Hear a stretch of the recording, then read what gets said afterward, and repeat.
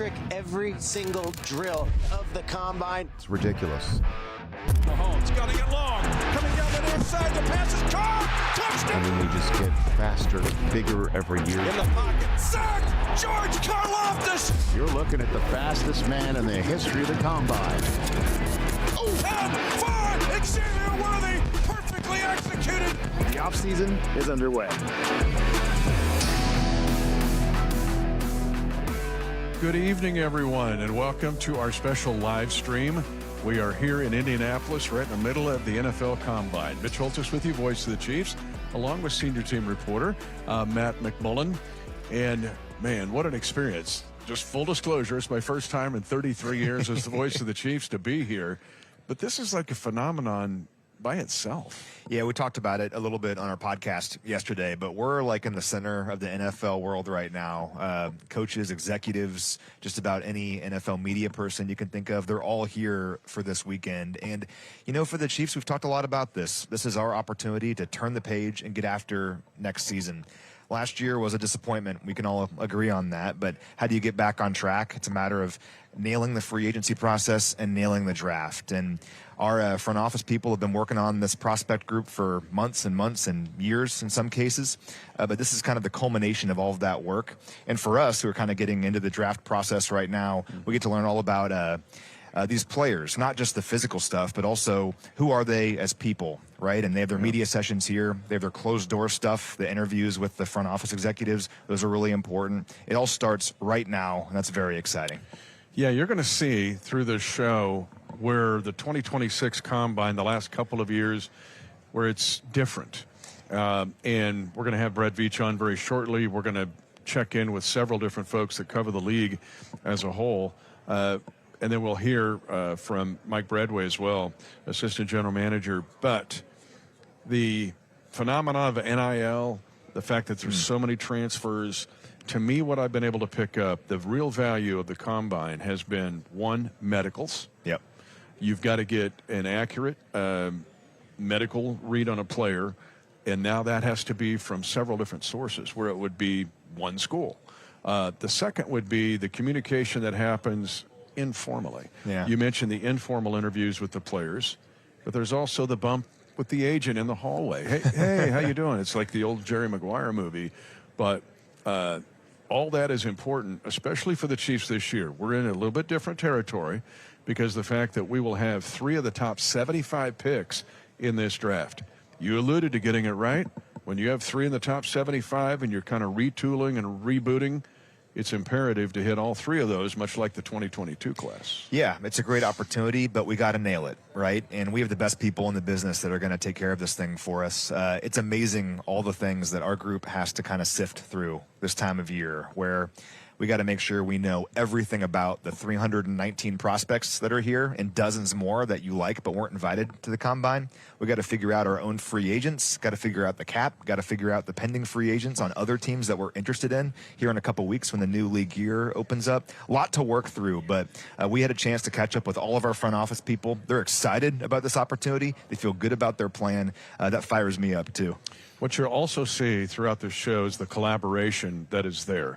The fact that there are so many people within the fort of the Chiefs that work all year long, including our area scouts, and their lives have changed. In fact, go back if you could, after we're done with the live stream, if you have not seen our podcast that we posted earlier from here at the Combine, that's also kind of a sequel to this, in the fact that some of the dynamics that are involved and the fact that the area scouts are all across the earth here looking for players. But now all of a sudden that collaboration has gone to a new level, again, with the NIL and the transfer portal. The fact that all of a sudden now, if I'm looking at you and I'm the Midwest scout like Terry Delm, you transfer to the East Coast, and now that all changes. I just think there's some very interesting dynamics here that are unique to the last couple of years and this year of the Combine. And how do you manage all of that and make sure that the people that make decisions have the information they need to make the most informed and educated decision? It's really difficult, and that's why some teams are successful and some aren't. And the Chiefs have been so successful over the years, last year notwithstanding, because of our area scouts. It begins with them, right? That they're out there in their regions spending hundreds of nights in hotel rooms, writing thousands of reports, all to hopefully help his team take maybe one or two of the people in their region. It's pretty amazing stuff. But we talked to Mike Brabway, which we'll hear in a little bit. He was talking about how when they bring guys in here, guys like Creed Humphrey over the years, Nick Bolton, Trey Smith, Leo Chanel, well, they already have all this information on them. Now it's a matter of seeing kind of what makes them tick right here at the Combine. And they know right away, like, hey, this guy is a Chief. This guy's going to help us win championships. And it's so cool to see that kind of come to fruition over the years. And hopefully that happens once again this year. The other thing, and we'll talk about this in successive weeks, actually next week, and getting ready for the start of the free agency buying spree, basically, is how the Combine is not just for a 26 evaluation. They keep, let's just, if you look back at Fulton last year, Christian Fulton, there were so many references back to when he was here in the Combine. So it's not just for today, but all of that collaboration, hey, put it in a file, because you may need it in 3 or 4 years if you're evaluating a free agent. Well, we caught up with Tim Terry, who's in charge of our pro personnel here in the front office. We'll air that, I think, next week or a week or two from now in a different podcast about free agency. But, yeah, that's the cool thing about our front office is even the pro personnel guys that aren't necessarily super involved with, like, the draft and picking players, well, all these draft-eligible players are about to become pros, right? You want to know all you can about them. And there's been so many times where maybe our front office is interested in a guy in the draft. It doesn't really work out, but 4 or 5 years down the line, they're a Chief, and they help us win games. I think you look back at this time and say, hey, what did we like about them back then? You think they were a fit back then? And let's see what they've done in the time since to kind of build on the foundation that they had. It's really interesting. I mean, the draft is so complex with all the different things it impacts in the long run. I mean, there's players that we do research on and we end up not drafting, and years later we're like, oh yeah, that guy, right? And who knows, maybe he ends up in Kansas City years later. So we could talk for hours about this, but the Combine's fascinating for a bunch of reasons. And I actually use it in the play-by-play because I keep a file on all those guys for when we play them. Yeah. And so it's interesting how you can use all of this information. But to me, what's been revealing is it's more about, it's not the shuttle drill or the 40 time or the standing jump or the vert necessarily. That's important. It's more about all the communication that has to go on and the medical and trying to find out the emotional and mental acumen of the players that you want to draft or stay away from. We have a chance now with an exclusive interview with Brett Veach. We got him pinned down to talk about how he looks at the Combine now, specifically, and the strategy going into the draft. I'm guessing if we had a Defending the Kingdom straw poll for NFL Executive of the Year every year, maybe we're biased, he would be the general manager of the Kansas City Chiefs, Brett Veach. We don't know why you haven't got it before, but anyway, that being said, we're here at the NFL Combine, and just want to ask you the value of this experience, maybe how it's changed, but when you go to the Combine, you're going, here's what I want to get out of this. What is that? Yeah, I think what we really strive to get is just that in-depth knowledge of the person. I mean, you hear so much about the player, and our college scouts do a great job of kind of painting the picture, but having all those pieces kind of fall into place. And, you know, the time that we get with these players in the formal and even the informal interviews is extremely valuable to us. You can learn a lot, and it really kind of reinforces some of the things that we had been told all season. But there's also times where things don't quite work out that way, and it allows us to do an even deeper dive on a prospect. So it's the first start of the process, but it's a very valuable one. You and your guys always attack this time of year, and the track record in the draft kind of shows that. But is there even more excitement this time, considering we're picking at 9? This team hasn't picked in the top 10 in a very long time, and you have a chance to get a really good player early on? Yeah, I think certainly there is. I mean, obviously you don't ever want to be picking that high, but I think we're in that situation, so we have to make the most of it. And, you know, we'll have difficult decisions as we go, but, you know, I'm not just focused on the first round. I think the value of having a top 10 pick in every round, you know, I can't tell you how many times that, you know, we finish day 1 and, you know, we come back on day 2 and there's 6 or 7 guys that, you know, in your mind they're never getting to 32, but you're going to be right back up the next day.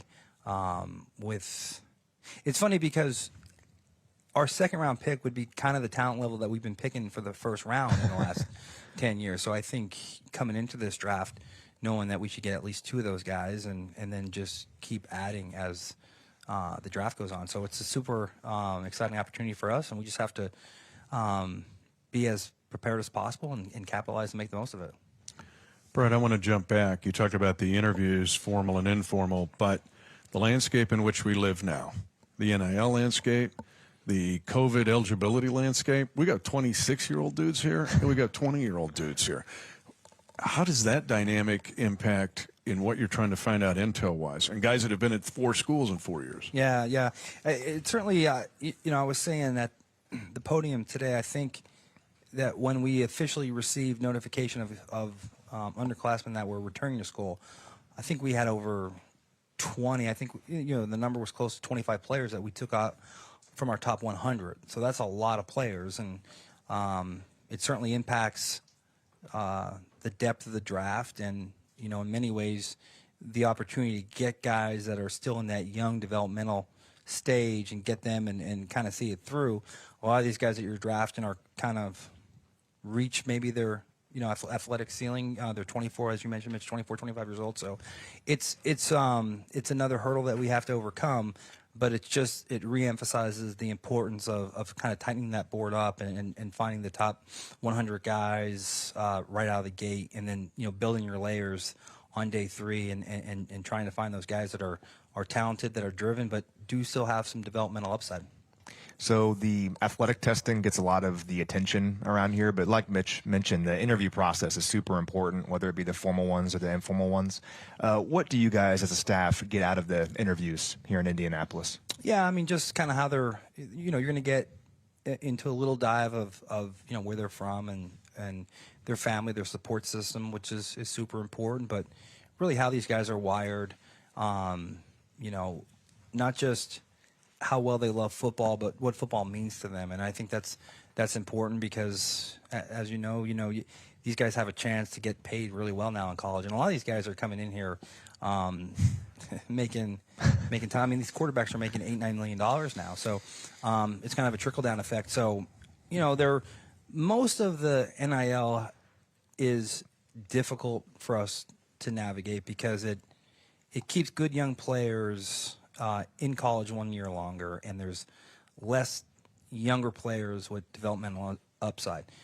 The one positive I think you can say is that you get a picture of how these guys are handling money and handling a certain level of fame, and so you do take what you can, and I think that there's an element of how these guys have handled that. I mean, a lot of these guys, some of these guys have stayed in school, and some of these guys have done good with their money and know how to handle it, and so in some aspects they're a little bit more prepared for what they have in front of them. But I think in general, I don't think the drafts, until there's a huge change or a shift in the way college runs, I think the drafts will always be leaner in regards to draftable prospects, and just means you have to do a little extra work and get that board dialed in just right, especially on day 3. And day 3, as you know, Mitch, that's our favorite day. I was going to say that just leads right into my next question, because people zero in on 9, but you're sitting at 40. You got 3 of the top 75 picks. But how does this several days at the Combine impact, because you've crushed day 2 and day 3, and considering the landscape change, do you look at it differently? And how do you is it harder to get to crush day 3 than it's been before? It makes it more difficult just from the volume of players, and a lot of those young guys that would fill up your day 3 guys are staying in school.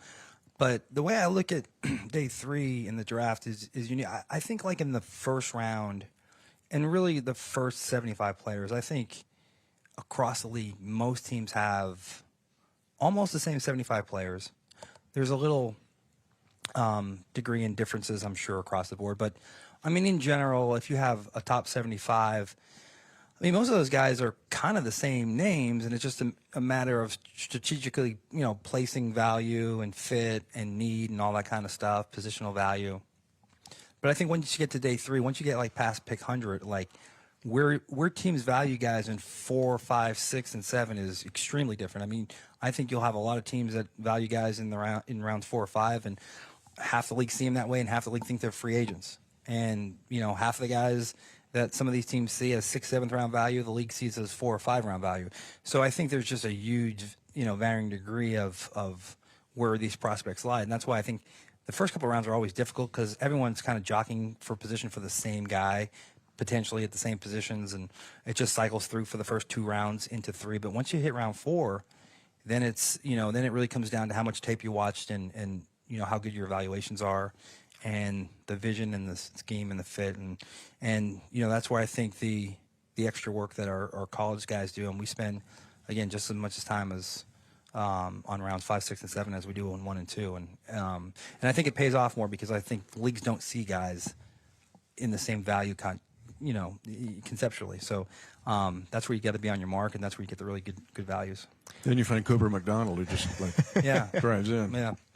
With all that in mind, tough question to answer here. I don't want you to give too much away, but if you're looking at the draft from like a 1,000-foot view, what are some of the strengths of this draft in terms of depth?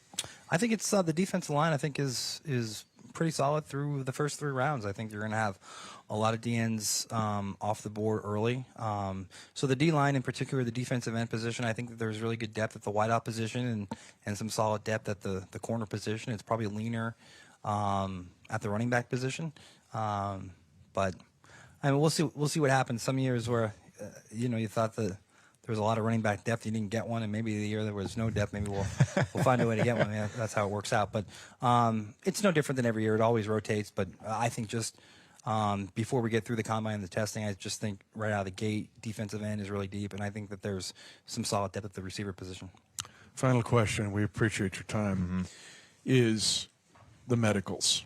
And I'm going to go back to the NIL. The fact that when you were coming out, I could call Delaware, I could get your medical in Delaware. You were there 4 years, 5 years. Now, how much more of a challenge is it to get a strong, accurate medical on each one of these players, especially the ones like the corner from Tennessee who did not play in 25?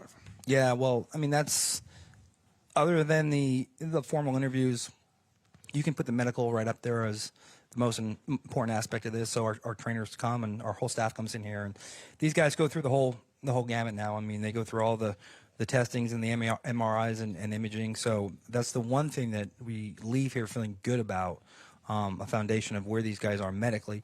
I think that secondary challenges are the guys that we like that didn't get invited to the combine. Those are typically the guys that, we're going to have to bring in for 30. Not tipping our hand. On one end, obviously we like them, but on the other end, there's a good chance that they didn't go to the combine.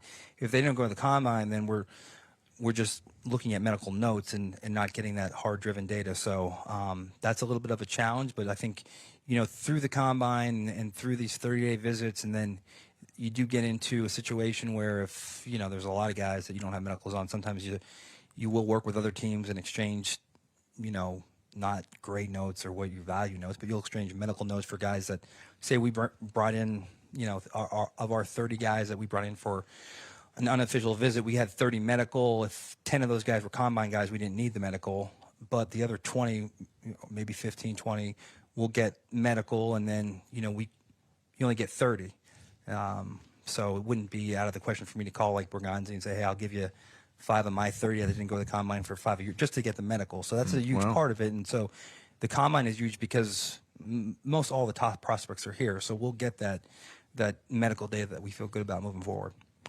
Okay, it's time to get out your In Veach We Trust T-shirts, get them washed up and ready. It's this time of year. Again, just an awesome conversation. To get him in that mode, relaxed, and when he flows and you get into that brain, it's just exciting if you're a Chiefs fan. My favorite part of that was off camera when he asked each of us who we would take.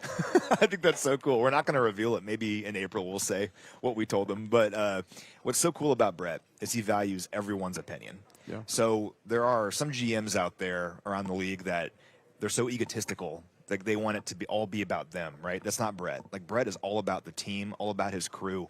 And if you talk to any of the people that work for him, they're like, I truly feel like he appreciates and values what I have to say, right? And he knows that I'm going to crowdsource and see what everyone that is in their area of expertise thinks about things and use all that information to make the best decision. And I think that's so cool. That's why I think he's the best GM in football, and why, if you really think about it, yeah, last year was a bummer, but I mean, 9 straight AFC West titles. You go to the playoffs 10 years in a row. You go to all these Super Bowls. You win 3 in 5 years. That's not supposed to happen in the NFL. The NFL is designed for parity, where you're picking at the bottom of every round if you're really good, and things even out over time. Well, that didn't happen for so many years with the Chiefs because our front office staff is so thorough in everything that they do, and that really begins with Brett. Yeah, and all these people walking by us, you never know who you're going to see. That's true. I mean, you could see Jeremiah Love maybe walking by, or wait, it's Roger Goodell. I've seen. Okay. That being said, and by the way, when you said that, it triggered a point again. If you have not watched the Defending the Kingdom podcast that we posted earlier from here in Indianapolis, Ryan Nutt, who is vice president for player personnel, gets into that and the fact that there's no ego, and it starts with Clark Hunt and all the way down, and that's a dynamic that leads to winning. And when they evaluate players, who fits right into that. Okay, we're going to have some fun here. We're going to hear from some guys that cover the NFL that we respect, but we're going to play like, and on the podcast we went offense, but now we're going to go some defense and act like, who are you going to pick at 9? Who are you going to pick at 40? So you get the first pick. We're going to start with the edge rushers, because everybody in the Chiefs Kingdom, most everybody, if they don't want a wide receiver or Jeremiah Love, they want an edge rusher. Yeah. We're going to do edge, defensive tackle, and DB. If you want to hear offense, like Mitch said, we did, offensive tackle, receiver, and running back on our podcast, which you can find on YouTube. So check that out if you want to hear offense. We're doing defense. Okay, this is an obvious one, but an edge guy that intrigues me and just about everybody in Chiefs Kingdom, I think, at 9 would be Ruben Bain. And he's one of the really popular guys to mock to the Chiefs. I mean, he's just a dominant, powerful rusher. He wins by imposing his will on the guy across from him. Not the fastest guy. The arm length is a major question, and that's the fun stuff at the Combine, right? As everyone's talking about, like, arm length and hand size. Shorter arms, but if you just put the tape on, I mean, he was one of the most dominant edge rushers in the country. Came up big in some of the biggest moments for Miami and some of the biggest games for them this year. So Ruben Bain, if he was there at 9 and he was the Chiefs pick, I'd be pretty thrilled about it. Again, you stole my pick, like yesterday. If you watch the podcast, you'll see he stole my pick here.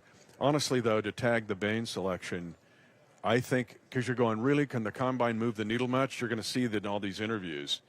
Bain might be one with the needle moves. Might be, yeah. Because he does not fit the measurables necessarily. Sure.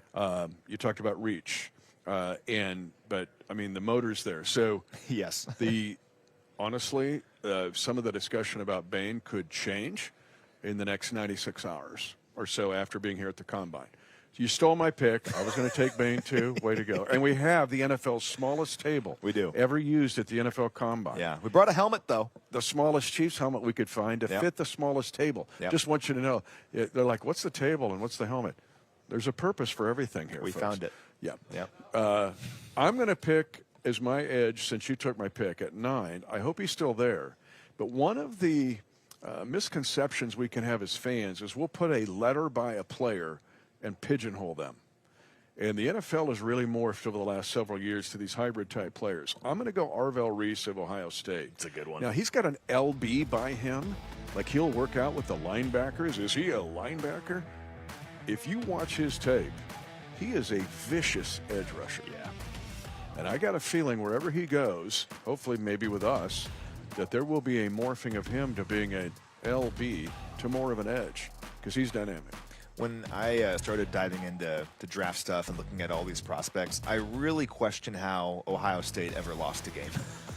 It doesn't make any sense to me. It's like they have like 5 guys in the top 25 and like 10 in the top 40. It's nuts. Arvell Reese is a guy that could end up going like top 5, but you never know how the draft is going to work out. And what's kind of interesting about this time of year is we think we have a good idea of how things will play out in the top 10.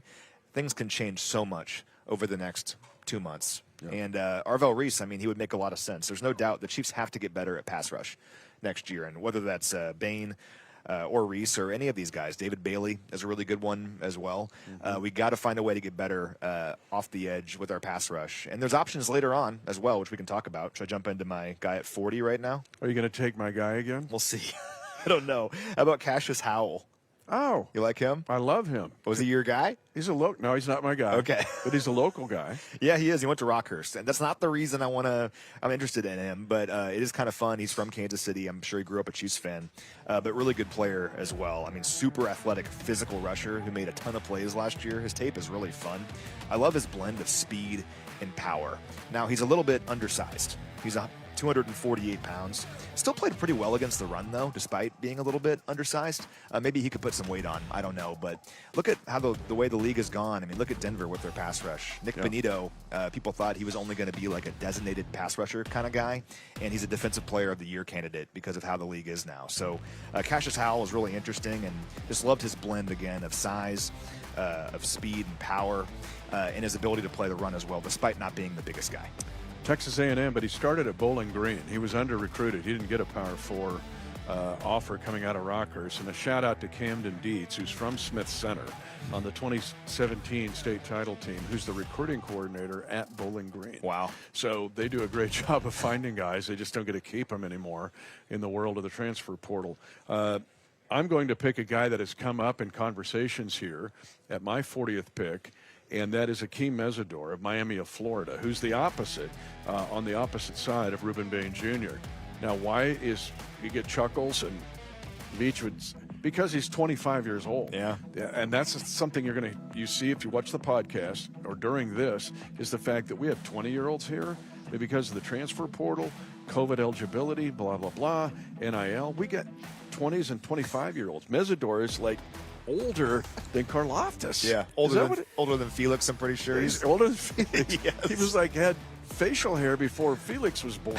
It's really odd. Yeah. If the age variation, that's way different than when the combine started, where they're all like 21 years old. Now, the thing with Mesidor is, even though he's older, I do think he's more of like a ready-made player. Yeah. Really solid player with a great foundation. I think whatever team he goes to, and maybe it's the Chiefs, he can go in there and contribute right away. There won't be as much of a learning curve, like maybe if you're a 20 or 21-year-old player.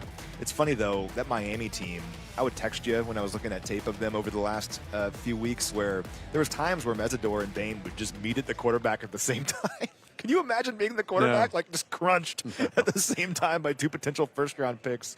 It's crazy, but yeah, really good player. I started a GoFundMe page for that quarterback. Who was he from? It was like Bethune-Cookman. Some small school or Oh, my something. God. It Just was the just blocking like, oh, scheme God, I is couldn't watch it. It's when the tackle's like, look out, you know? So interior defensive linemen, and the Chiefs have a need there as well. Somebody to complement, and Brett Beach talked about rotation of defensive players. I'm going to go with Caden McDonald. Now, he's too high to pick at 9, but for the sake of let's stay with the exercise, I'm going to take Caden McDonald of Ohio State. Anchor, two-gap guy, Big Ten Defensive Player of the Year. He was really, really good, but that's a need for somebody to complement Chris Jones. Yeah, I think that's a good one. I went with Peter Woods from Clemson. Really athletic player. Now, not a finished product, but I think has the tools to develop into a really good interior player overall. I think right now he's really good against the run, but he's so athletic. I think he could grow into a great pass rusher as well. I like looking at what draft analysts say, like around the internet, and it's interesting because those opinions differ from person to person. Like if you look at like top 50 rankings, one guy might be ranked 15th overall in the top 50 and 40th elsewhere. But Danny Kelly of The Ringer does really good work, and he's really high on Peter Woods. His comparison was hilarious, and I think I have to share it. Normally you'll have like, hey, this guy reminds me of Chris Jones or whoever, a player, right? Well, Peter Woods reminds Danny Kelly of Shai Hulud. You ever see Dune? He said he reminds me of Shai Hulud, the great sandworm, because of his incredible power and shocking agility. And he also added that he's attracted to the rhythmic footsteps of a quarterback's drop back. So I read that. I was like, that guy sounds great. And watched him on film. Looks pretty good to me. So not a finished product, but certainly a great athlete and has all the tools to develop into a very good player. Who'd you take at 40? At 40, how about Christian Miller from Georgia? Oh, yes, so Christian sir. Miller is Yes, interesting. Great size for a defensive tackle, 6'4", 310 pounds. Has great athleticism to go along with that. And again, I'm going to say athlete over and over again because we need athletes on the interior. That's the way the league has gone. And Christian Miller fits that bill. He can really move for his size. He's quick off the line. Could make a lot of sense. Yeah, one-gap guy. Just so many great Georgia defensive linemen in the league now. I'm going to go with a local guy. I'm going to go with Dominic Orange, baby, the big citrus. Yes. From Iowa State. A very large human being. Mm-hmm. North Kansas City Hornet. But if you're looking for a two-gap guy to clog up the drain and let Chris go free, I think the big citrus will be in there to do whatever he needs to do to clog it up. It's the best nickname here, right? Has to be.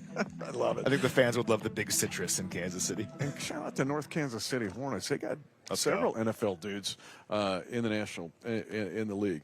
All right, DB, and this is a big one here now, folks. Bigger as big as edge rusher. When I watch video of where I can find 5 games you can flip to get to 11-6 really easily, and it's not just edge rusher. It's also coverage on the back end and looking more like the Houston secondary or the Denver secondary. Who do you have at 9? So this is one of my favorite players in the draft. It's Caleb Downs, safety from Ohio State. And I really think if you look around the NFL at some of the best defenses in football, they all kind of have this guy who's like a do-it-all, jack-of-all-trades safety who can cover deep, he can cover tight ends, he can play the box, he can play the slot, and he can blitz off the edge and also play the run. And that's Caleb Downs. He can do all of those things. It's kind of interesting because he might not have the craziest combine. He might not be the fastest guy, but just watch him on film. He's everywhere on the football field, and I think he could help this team so much. I think he's the kind of guy that Steve Spagnuolo would love, could use him in so many different kinds of ways because of his versatility. Again, thinking about him blitzing off the edge is Spag's dream, right? Loves using the DBs as blitzers. Caleb Downs is really good at that, but could also help this team, I think, when you're in those 3rd and 8 situations that we face so often this year, and the opposition made a big play to the tight end or somebody else, Caleb Downs could be that guy that could prevent that big play. So it's kind of high for a safety. You weigh the positional value, I don't know, but Caleb Downs could make some sense. Not too high for a safety, but because this is not a safety to me. Agreed. When I watch this video, he's not an S. Again, we just put a letter by a guy, and then we pigeonhole them or think of them in a certain different. No, Caleb Downs is a stud. He could be an S, a C, B. I mean, he's going to be vicious as a slot defender. Yeah. Vicious. And you just show my pick here again. Thank you. But he's like Arvell Reese. To me, where they're put here with the letter by their name. If you have an S with Caleb Downs, put it in the center of his chest because I think he's a Superman. Now, since you took my spot, I'm going to take the LSU corner, and that's Mansour Delane, who was at Virginia Tech. Love his video. Yeah. He is such a Spags Kansas City Chiefs corner. Size, willing to tackle, but he's got the agility to cover deep. This is not a guy, but he's powerful. With Noel Williams, and you and I both think Noel Williams, who looked great at the end of the year, and I loved his aggression. You put him with a Delane. If you have Trent McDuffie, put him in the slot, and then you have Christian Fulton at the 4th corner. Game on. Oh, yeah. Game on. The Kansas City Chiefs will change dramatically in 2026.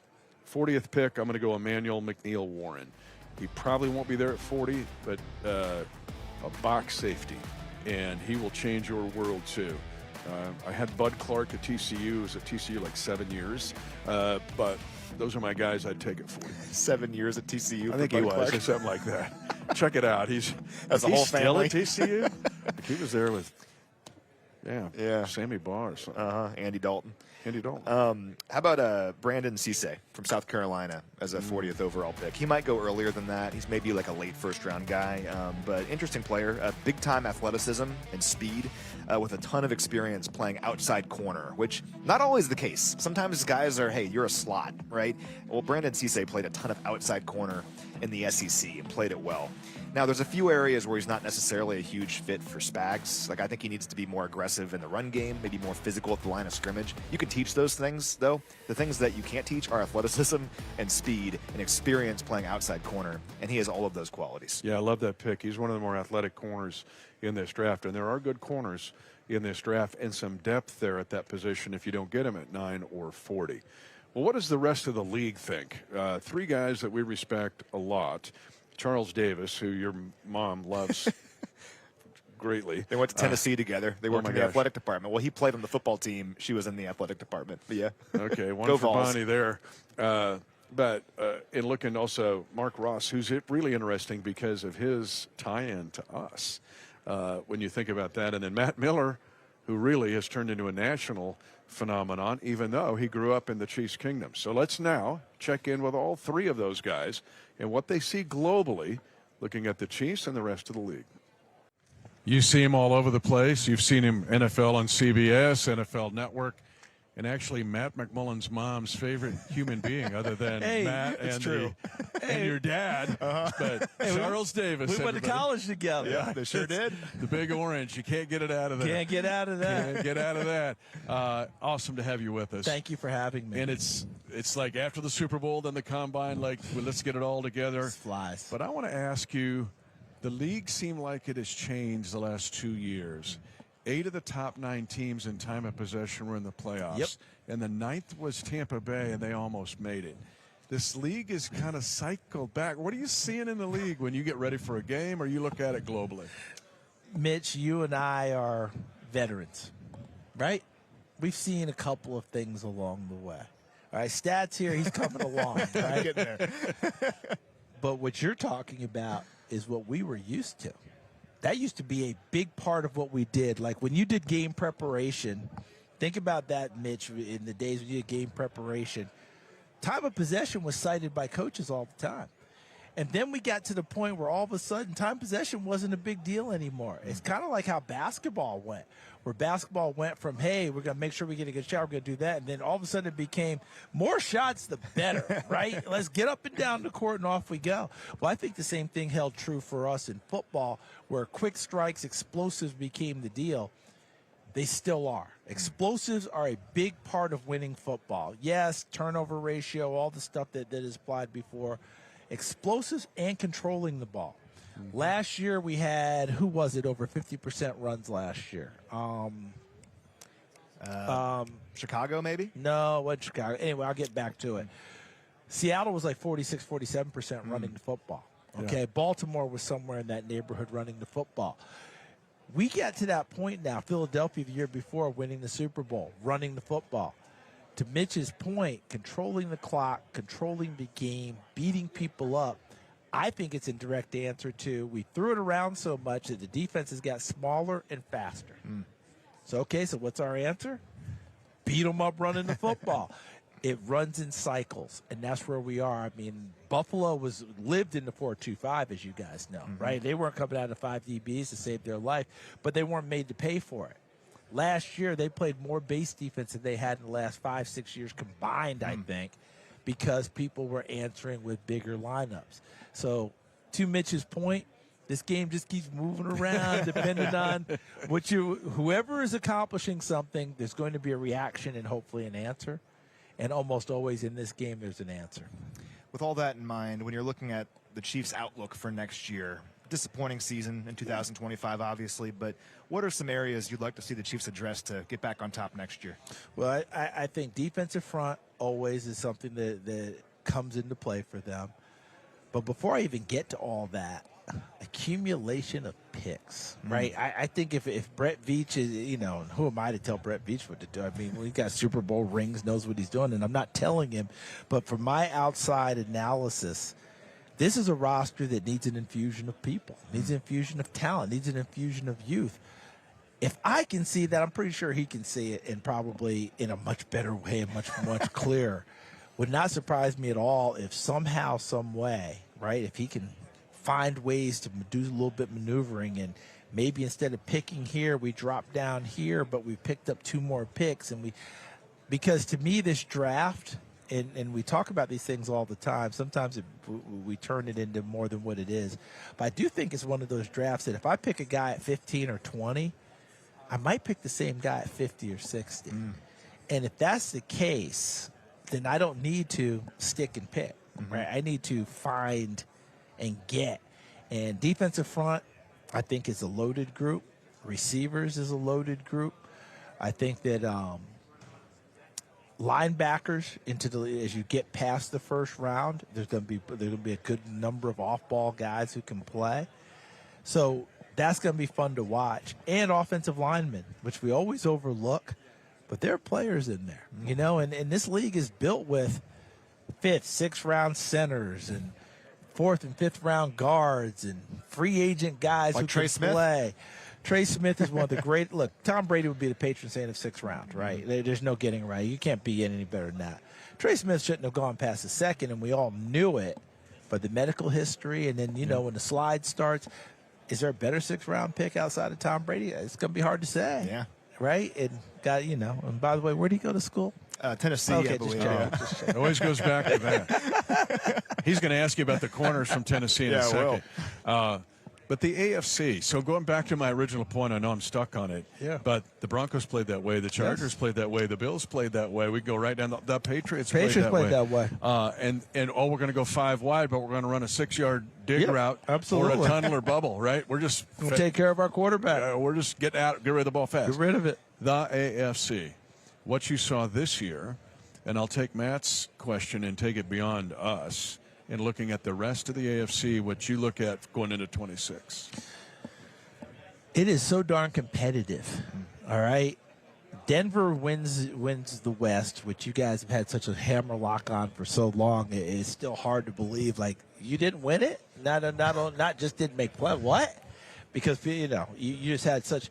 But the competitiveness has jumped so high because the Chargers made the playoffs for a second year in a row, and the three of us probably got calls to try out for offensive line, probably from week 7 on. Their number of combinations, I did a few Chargers games.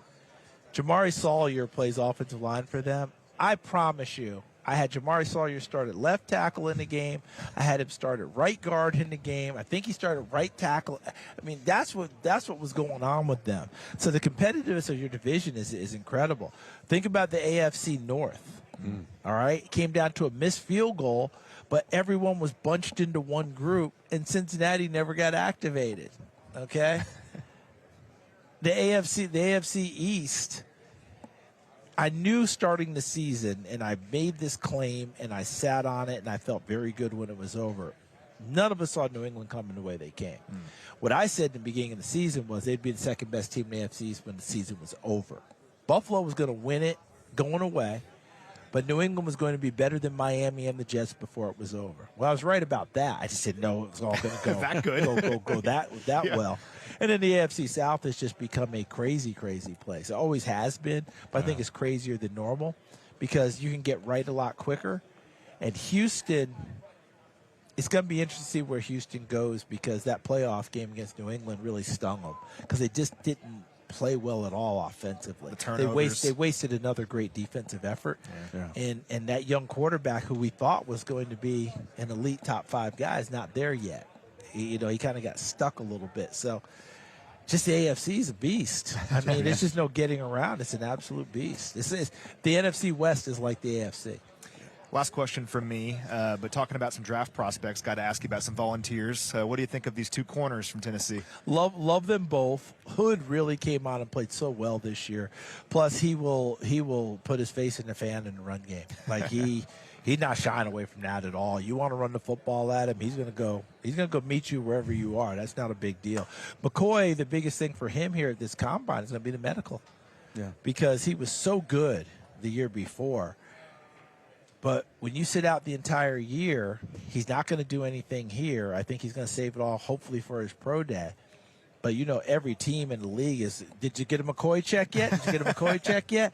Especially those who are looking for corners, because if he is 100% healthy, I think there's going to be teams in this league, even though he didn't play last year, that he will still be the number 1 corner on their board. And where did he go to high school? The same high school as Patrick Mahomes. Yes, he did. So that's the best thing he's got going. How about that? White House Wildcats, baby. How about that path? White House in East Texas, right?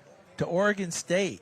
Yeah. To Tennessee. Yeah. I know. Nowadays, tracing guys and where they go, I mean, we're all old enough, even you stats, where when you went to more than one school, we used to ask questions. Why? Remember that? Yeah. So why the second school? So what happened here? Well, in blink now. I mean, I'll leave you with this. I'm lucky enough to work the Manning Passing Academy every summer. There's about 40 quarterbacks that come in, and the first day we all stand up. Hi, Charles Davis. I'm here from CBS Sports, blah, blah, blah. I'm going to be coaching receivers or whatever. And the quarterbacks all stand up.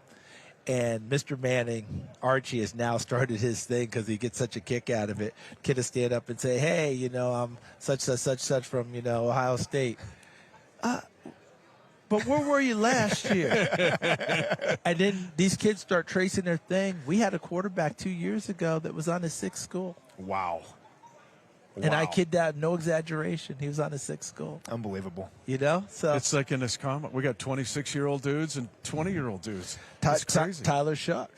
Now, one thing about Tyler Shuck, do you know he got a degree at 3 schools?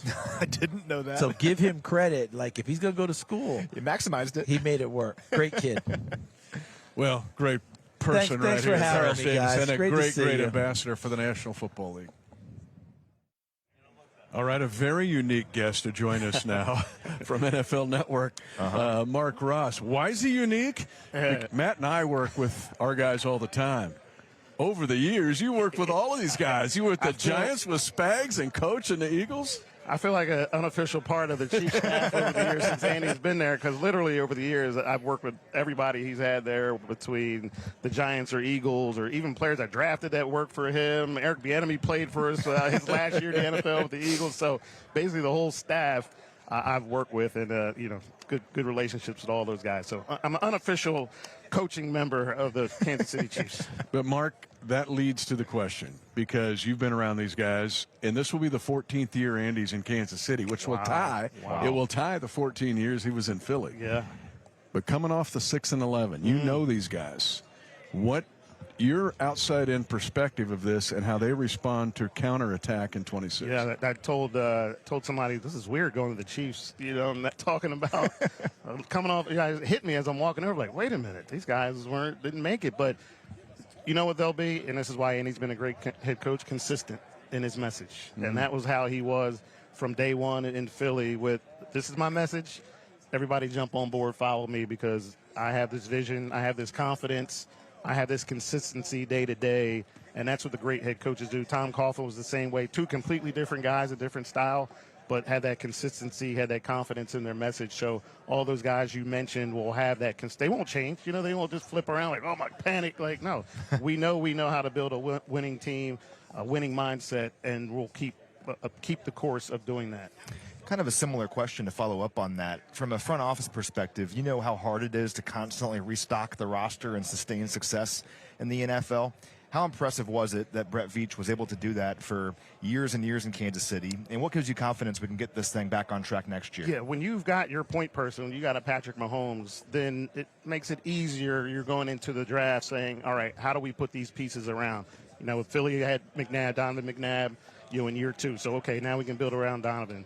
In New York, we had Eli. So, okay, how do we – when you have that, the pressure's off. Where, you know, a bunch of teams I've talked to already this morning, how do we get back to winning? Well, you better get a quarterback. Sure. And then the process becomes more deliberate, that you can do it where you're finding and identifying good players as opposed to scuffling to find your quarterback. So when you have Mahomes and Brett Veach, not to say his job is easy, because it's not, as we saw when at some point, if you draft good players, now we got to pay good players, and then we lose good players, and if we're not restocking. So it's always a change no matter how good you are. But at least when you've got your foundational pieces, the process is a little bit more streamlined. Sure. Mark, we're seeing these beast divisions. The NFC West is a beast right now. Now, we won the division 9 straight years. Crazy, okay? But now it looks like the AFC West is ramping up again. Your thoughts on these beast divisions that you see around this league right now? It's really amazing, right? Those two, just talked to the South, the AFC South, the Titans, you know, the Texans came on there, now the Jaguars. And, you know, so it's just an interesting, you know, back in the day, the NFC East, talking about the NFC East back in the day when it was the Cowboys and the Eagles and, you know, Washington and the Giants. So it's just kind of an interesting time of the right people at the right time coming in the right, you know, right places. So it makes it fun. It makes it that much more important when you're like, what's step one? Win our division. Well, that might be the hardest thing we've got to do through this playoff path, as we saw last year with Seattle and the Rams. To me, that was the Super Bowl, you know, the NFC Championship game. There are 2 matches before that were knocked down. Joe Frazier, Muhammad Ali knocked down dragouts, and, you know, that's what you see when, all right, now in my division, we got the best opponent. We got to beat them. That makes you more hardened for the rest of the journey. And for the AFC West, you know, the same thing can be said. he grew up in the Chiefs Kingdom, and now he's blown up as one of the top analysts of the NFL draft. Matt Miller, a Joplin Eagle, baby. Yeah, well, a liberal bulldog. Oh, you're a liberal bulldog. Okay. If Not a people Carl from my Johnson hometown- bulldog. No, people from my hometown. Not a heard Webb that. City Cardinal. No, I live in Webb City now. My son's a Cardinal. But right. if I didn't shout out liberal Missouri right now, I would never be able to go to my hometown again. So, Okay. Yeah. Well, But happy to be on with you guys. This is going to eat Mitch alive over the course of the next week. Like, Right. Yeah. but the fact that you grew up in the area, but it's so now expert on the draft. But how is the fact that the way you grew up, where you grew up, in the Chiefs Kingdom, basically, but how is the lens, and when you look at players as far as work ethic and approach, how much of that and the way you grew up affects the way you look at a player? No, it definitely does. And I think especially when I was younger in my career, when I didn't have, the huge worldview, it's like you're looking for people that grew up the way you did or that worked the way you did. My brothers and I are the first generation of our family since they immigrated in the 1600s to not work on a farm. It's like I grew up in that atmosphere. My dad's a veteran, so I grew up in that atmosphere. And it's like, you grow up with that as your worldview. And my mom, such a hardworking woman, and one she's the only female with 6 brothers. So it's like that's how I grew up. It's like everyone's hardworking. Your work ethic defines you, as much as like where you go to church on Sunday defines you. And so when you start looking at football players, you are very much like, okay, work ethic, character, those are things, especially early in my career, that I really focused hard on, and tried to make that kind of the foundation of a scouting report. All right, $1 million question. Who are a couple of guys that you like for the Chiefs at 9? Different scenarios. Who do you like? It's different to be talking about 9. I'll say that. Yes. Usually when you and I sit down, it's 32. So 9 is a lot more fun. You get better players. So 9 for the Chiefs. I'll start here. The number 1 overall player in this class for me is Jeremiah Love, the running back from Notre Dame. Then we have 2 months to talk about positional value and should you take a running back in the top 10, and we'll do that every day on ESPN. I love him, though. He's a great player. David Bailey from Texas Tech. I'm sure Mahomes is probably already cutting up and sending those to Veach, saying, hey, there's this kid wearing my jersey down there that looks pretty good. Ruben Bain from Miami, would bring a power element to the edge rusher position that we know Spags likes. I think Arvell Reese from Ohio State gives you that hybrid speed with violent hands who can play a little bit of off-ball backer. Speaking of off-ball backer, you got Sonny Styles from Ohio State, who played right behind him and was 6'4", 245 pounds. He looks like Fred Warner running around out there because he has that safety background. 9 is fun, because even I get more excited talking about the top 10 players are very different than when you're talking about top 32. You're in the top 10. Truly, you're drafting someone that should be a Pro Bowler. They should be a blue chip player, someone that should be a starter plus, and that you can really build a unit around. Yeah, very exciting stuff. Yeah, Matt and I were talking about this earlier, the fact that we put a letter by a guy like Downs. You put an S by him, and people go, safety. So you're thinking, no, that guy, he's a menace in the slot. Yeah. So has the league changed where you're getting these hybrid guys? We've got to put them somewhere, but how you could pigeonhole them mentally.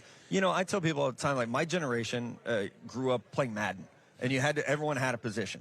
That's not real football, because a guy like Caleb Downs is going to play middle linebacker, he's going to play weak side linebacker, he's going to play nickel corner, he's going to play split safety. He's a defensive player.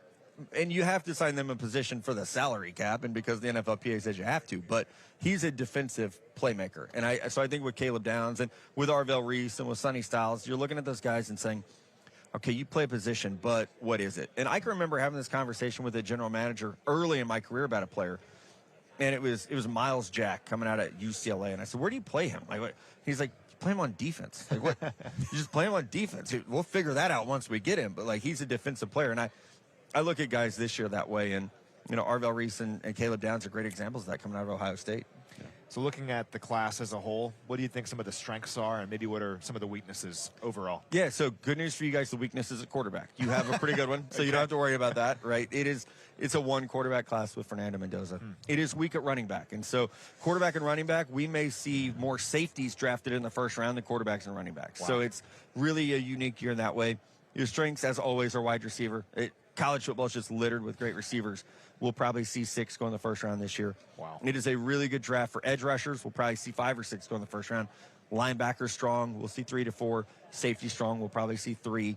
It's light. It's a light year at an elite offensive tackle. If Josh Simmons were in this draft, he'd be the hands-down top left tackle in the draft. It's weak on number 1 corners. Jermod McCoy from Tennessee's coming off a missed year. Mansour Delane from LSU is a really good player. They probably go somewhere in the top 12 to 13 picks, but it's strong in kind of non-traditional positions this year. Sure. We talked about the 9, but what's interesting is having 3 in the top 75. So you're sitting at 40, and you talked about the tackle position. It feels like a right tackle festival. It like, is. Can you find a starting right tackle in this group? And that could lead to the Chiefs kind of completing their offensive line a bit. Yeah, definitely. And it's finding left tackles in this draft is hard. I don't know that we'll see a true left tackle go until maybe the 20s, because we'll see Francis Mauigoa from Miami. He's my number 5 overall player. He'll go pretty early. Spencer Fano from Utah. He was a left tackle for 1 year. They moved him to right. He played there for 2. He'll probably go in the top 12 to 15. Then you get into the guys a little bit later in round 1, like Blake Miller from Clemson, who could be right there in that 40 range, who started like 34 games in college, has 35-inch arms. He's super athletic. There's a lot to like when you get to the second round in terms of right tackles as well. For you, when you're kind of making your board, your top 100 is awesome. I reference that all the time. How much will that change over the next month and a half? I hope not a lot. Like, to be honest, like you hope, I have this ridiculously large monitor to watch film on, and at the bottom of it, there's a sticky note that says draft good football players. That is so I don't get carried away with what happens this week. Sure. This week is important, and I like to use the combine to break ties. I like to use the combine to verify information, and maybe someone surprises you. But I was taught early to not count things twice. We knew Xavier Worthy was fast. Him coming here and running 4.19 or whatever shouldn't change that, right? It's like, all right, we know you're fast. Don't count it twice. And so I try to remind myself with the combines, use it to verify things, use it to break ties, collect information from sources. But nothing that happens this week is going to change the fact that Jeremiah Love's really, really good at running the football. Another area Chiefs fans ask about daily is wide receiver. And this crew, and Matt and I have talked about this too. In fact, we had on the podcast last week where the 2 lead guys in the league this year with Nakua and Jackson Smith and Jigba ran 4.55. Yep. But they're going to catch everything, get open, tight window catches, yards after catch.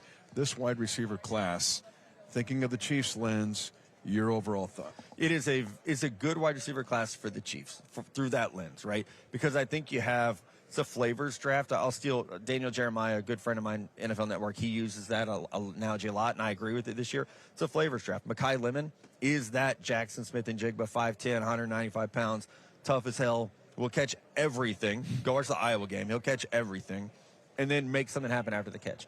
Omar Cooper Jr. from Indiana, 6 foot tall, 200 pounds. Physically, he's going to remind you of Rashee Rice with a little more juice. Catches everything. Excellent middle of the field. Excellent yak ability. Had one of the greatest catches in college football history in the game winner over Penn State, where he somehow gets that left foot down in the end zone. It's a good draft for that. Now, also, it's a good draft if you want bigger X-receiver route runners, which is something that Andy and Brett haven't really gone after. And I think, all my friends are Chiefs fans. I hear about this constantly of, could we just get a big receiver for Pat? Carnell Tate is 6'3", 200 pounds, and his route running makes you think, gosh, that looks a lot like Justin Jefferson did at LSU. Now, I'm not saying he'll be JJ in the pros, but if they want to shift gears and go to someone that is more of truly a route tree type player, those guys also exist this year with Carnell Tate, Jordan Tyson. I think Denzel Boston from Washington is going to be one of those big red zone guys. So it's a good year to maybe change the philosophy at receiver a little bit.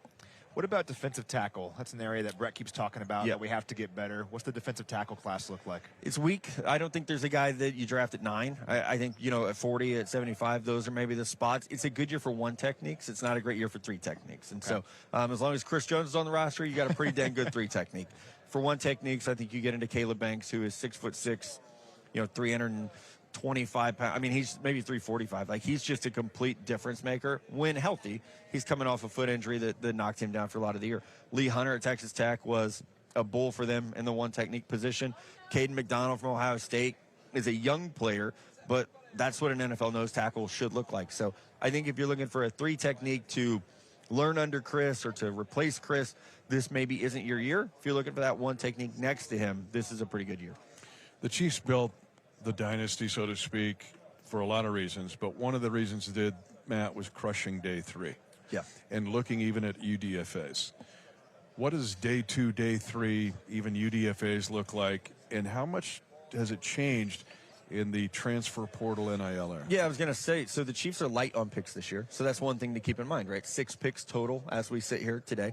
So that is a factor. It's a deep draft at tight end. It's a deep draft, at linebacker, at safety. I think guard is pretty deep as well. It's not deep at running back. There's a drop-off at wide receiver around 100 overall, probably is where that drop-off happens.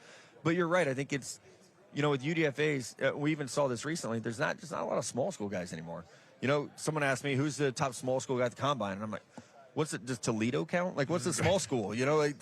Everyone's at a Power 4 these days, it feels like. So, like, there's no FCS guys here. No. There's like 5 or 6. No HBCU guys. Yeah. There's nothing. It has made it, it's much more concentrated. But I do think it's still the idea of there are good players. You just have to go find them. There are 319 players invited here. There are 252 picks. Go find the good players. And, hitting on those UDFAs, finding Trey Smith in the 7th round is never going to happen again, right? That was just, that was, if you want to, what's the silver lining out of COVID for Chiefs fans? It's Trey Smith being available in the 7th round, because that never happens in any other environment. But it's still on the pressure of the scouting staff, the coaching staff, to find those good players on day 3, whether it be a linebacker or a safety or a special teams player. We're not always looking for the next Tom Brady at 199, but maybe you can find someone that's a really good role player in that spot. I think those exist this year at linebacker, safety, tight end, especially tight end. This is such a good day 3 tight end class, which could be important. I don't know if you guys have heard, your tight end is engaged to the most famous person in the world, and maybe is getting close to the end of his career as the greatest tight end of all time. So I think you got to be looking for those next guys up. We're looking. Yeah. We're looking. Yeah. What's your process like, Matt? Like, when do you begin to say, all right, I'm going to look at the 2026 class? How's that all work? I've already written an article about 2027. Okay. Well, there we go. It's like the process never stops. You just shift your focus. So, like, right now, 99% of my time is devoted to 2026. And it'll be that way until May 1st. Okay. And then we'll kind of tidy this class up, put the folder away, and then start to look at next year. And over the summer, I'm very blessed at ESPN. Over the summer, my job is literally to watch film.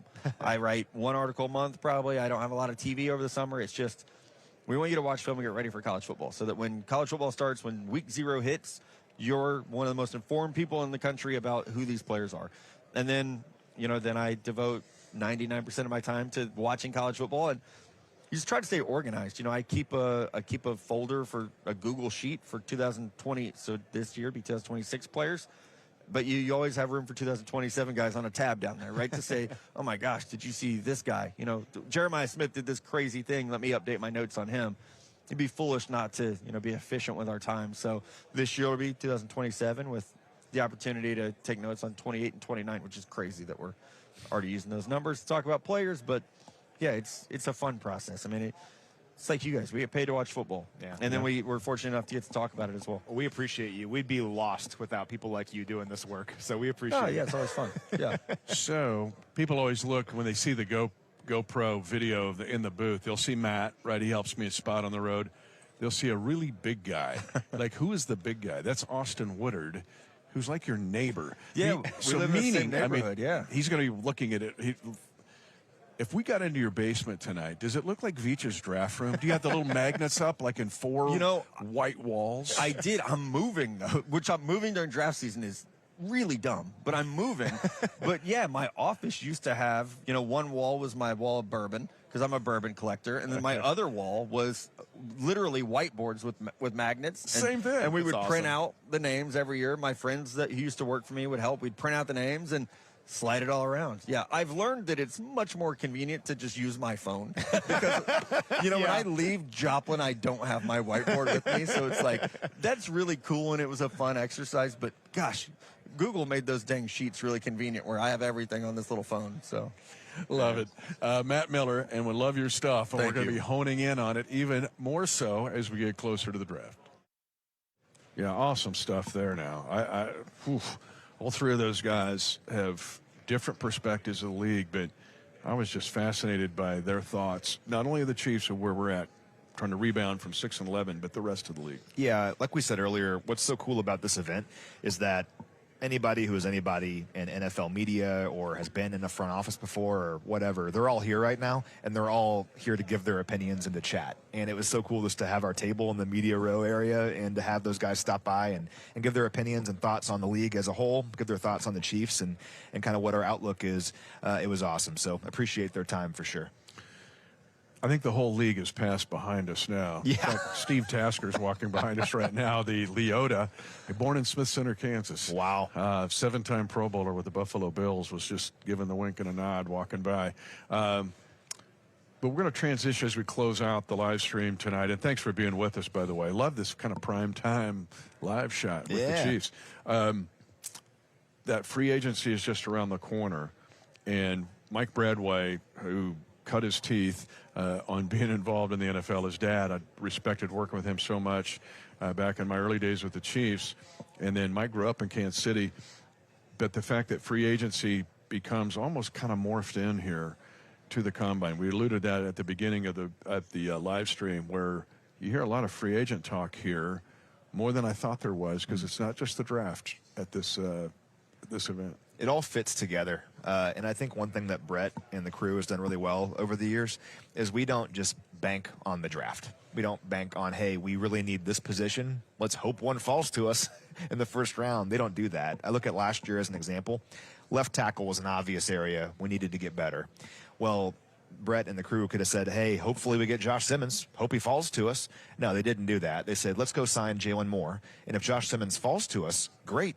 Even better, and it worked out that way. But teams that are relying on the draft and kind of just picking for need, that's not the way to do it, and we have not done that. I think about when we got Trent McDuffie. I wouldn't say corner was a huge need for this team when we drafted Trent McDuffie, but hey, this guy's available. Let's go get him. And the Chiefs, I hope and I think, will use free agency to put themselves in a position to take the best players available in this draft. And if there's some areas that we need to get better and we add in free agency and those areas are still available in the draft, great, let's do it. But you don't kind of pigeonhole yourself into having to do something, because that's where you get into trouble. You never know what can happen over the course of draft weekend. And free agency is super important because it kind of sets us up for having success, I think, in the draft. I can be naive. I can be a little slow. So it's only my 33rd year in the league. But I figured out why the NFLPA has free agency before the draft. Yeah. Because if it drives down the market and drives up the market, because you can fill needs here, just the very thing you said. You don't know, you didn't think Josh Simmons is going to fall to you, so you go get Jalen Moore, but now you've got Josh Simmons. Okay, if you get Josh Simmons in the draft, you may not pay big money for a Jalen Moore. Okay, so that being said, one caution here before we get to Mike, and that is people get so excited about free agency. It's shopping for Christmas. And the legal tampering to me is really, the illegal tampering is still a phenomenon I can't get my arms around. But the point is, it happens in a flurry, and it's the opening of the New York Stock Exchange in those first 48 hours of free agency. Dudes fly off the board, big money is spent. It is also where I see teams get into salary cap problems. You have to be wise in free agency. You can overpay for guys and put yourself in a position where you're in cap problems later. You definitely can. And the Chiefs very well could have a big swing in free agency in those first couple hours. I don't know. We'll have to see. But one thing that the Chiefs have done such a great job of over the years is really maximizing like that second and third week, where the initial rush of free agency is kind of over. Everyone kind of moves on a little bit. And one great example of this is I remember a handful of years ago, it was like a Friday at 4 o'clock, and I'm not really even thinking about free agency, and I get a notification that we've signed Drew Tranquill.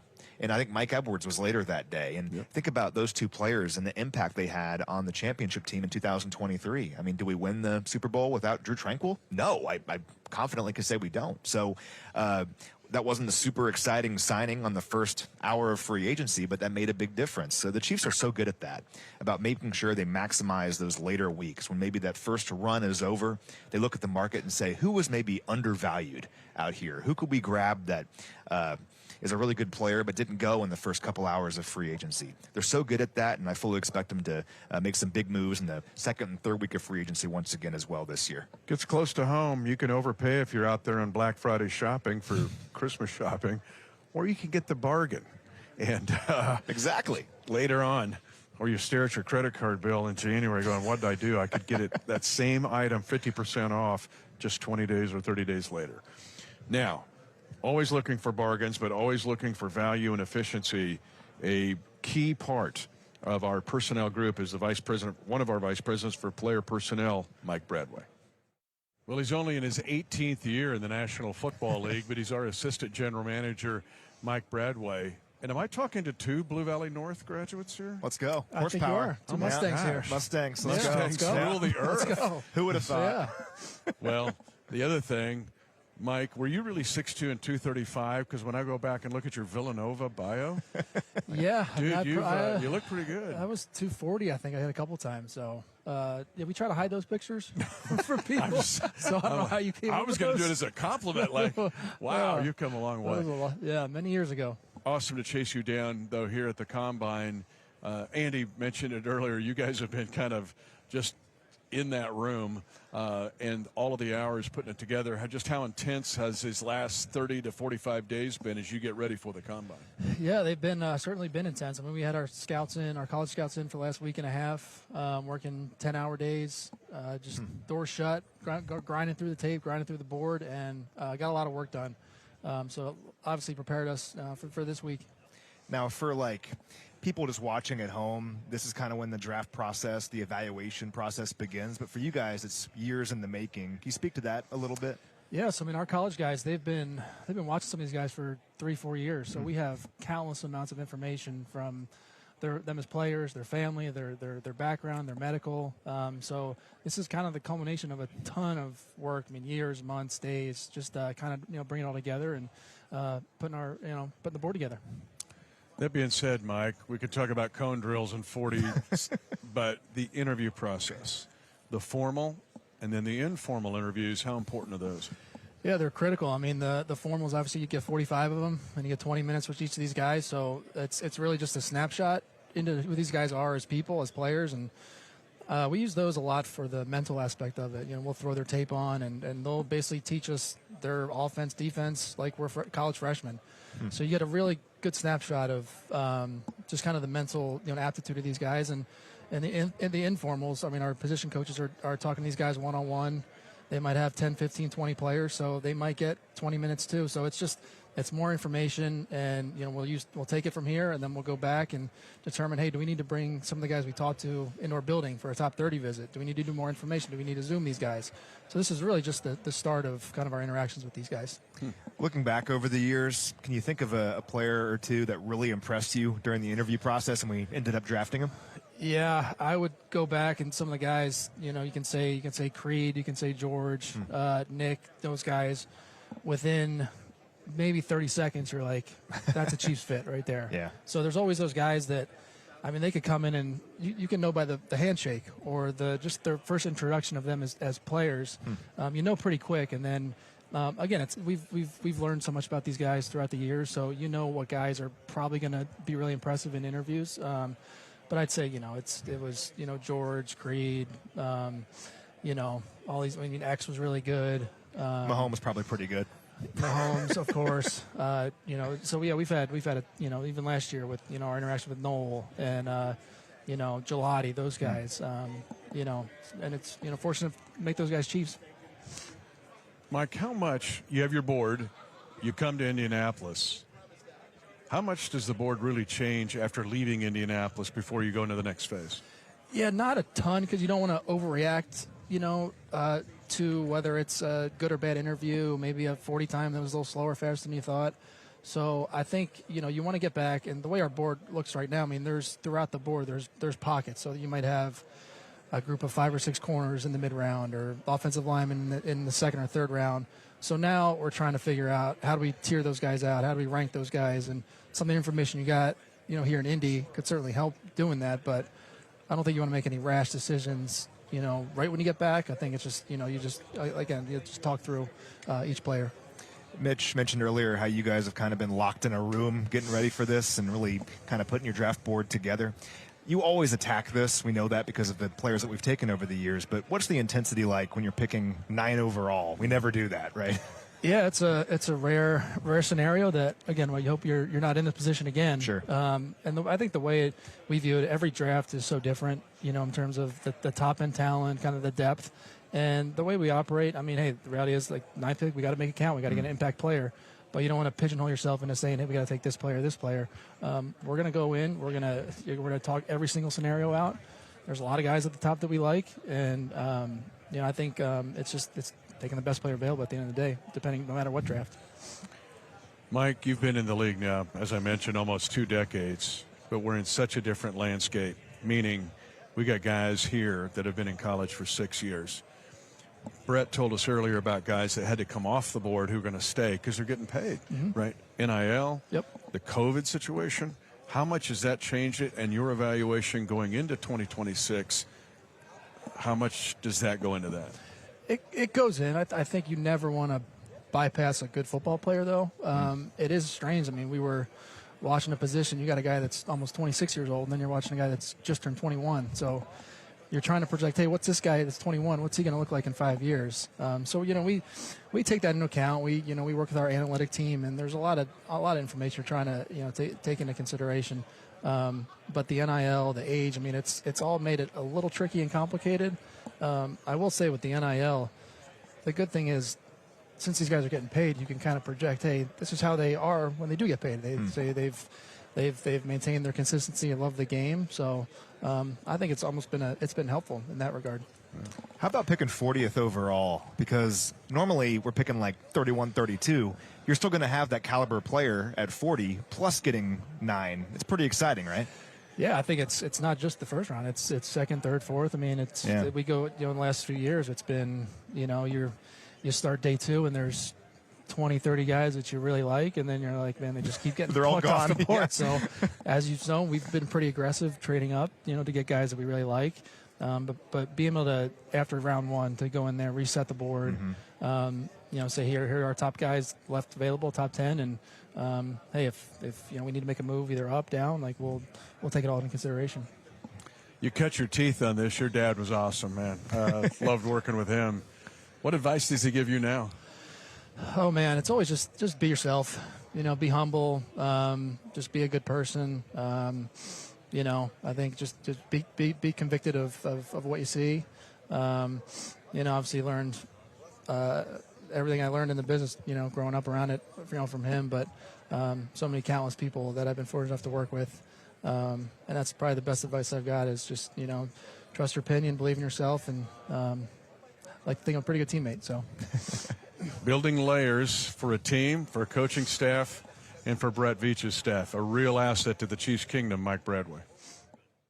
Again, you don't know who's going to walk by here at any time. Taylor Swift may walk by. You never know. And Kels. Could be anybody. But we've had fun on the show. Had fun while we're here. We're not done. We're going to bring some more stuff to you. And we'll have some more interviews that we'll actually play next week. But it's been fun to do a live primetime show with this live stream, but hopefully getting you set up for free agency and for the draft. I'm just fascinated by the combine, where the league comes here. I'm coming away from a different feeling, though, that the fact that I'll just end the way I began. This is more about the communication, the informal communication.